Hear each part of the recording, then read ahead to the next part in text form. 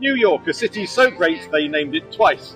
That's all, they named it after a fruit. Anyway, whether you want to call this amazing city New York, or Big Apple, welcome to this incredible metropolis, and more importantly, its city flag. Let's begin with the city flag itself. It's this city seal in the centre of the vertical tricolour of a blue, white and orange.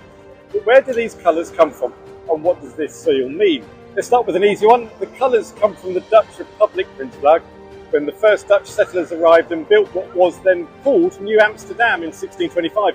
Their national flag at the time was this horizontal tricolour flag, which was based on the colours of Dutch Prince William of Orange. As for the seal, well, that's a little more complicated, so we're going to have to break this down a little. If we start with the central shield, which houses the sails of a windmill flanked by two beavers and two barrels of flour to represent the industry.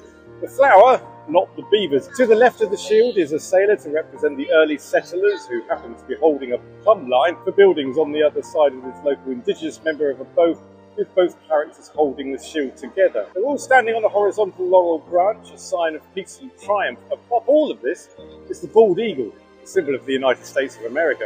1625 is the date, as already mentioned, for the laying of the foundations of New Amsterdam, and the Latin words state seal of the city of New York. The whole thing is encircled by a laurel wreath. Now this seal is not the original, that goes to the 1654 version, which had this New Amsterdam design with 3 X's taken from Amsterdam's crest.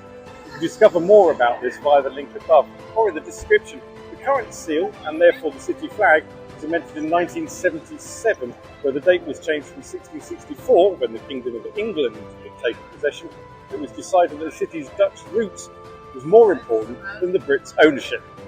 There was some argument about the actual date to use, as research could not place 1625 specifically, and there is talk about whether this year was chosen so it appeared to be an earlier than Boston's 1630 date.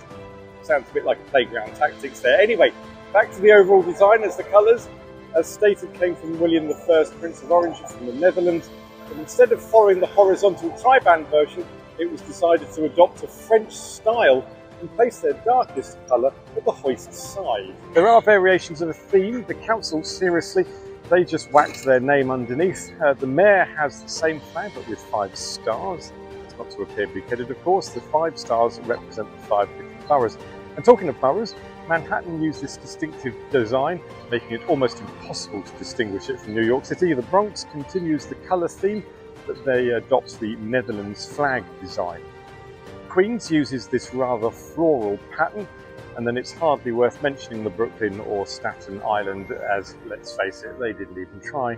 But my favourite of all flags linked in the New York has to go to the City Police Department, who use this. Adapted in 1919, it has 24 stars in the canton representing the cities, towns and villages that were consolidated in 1898 to form the city.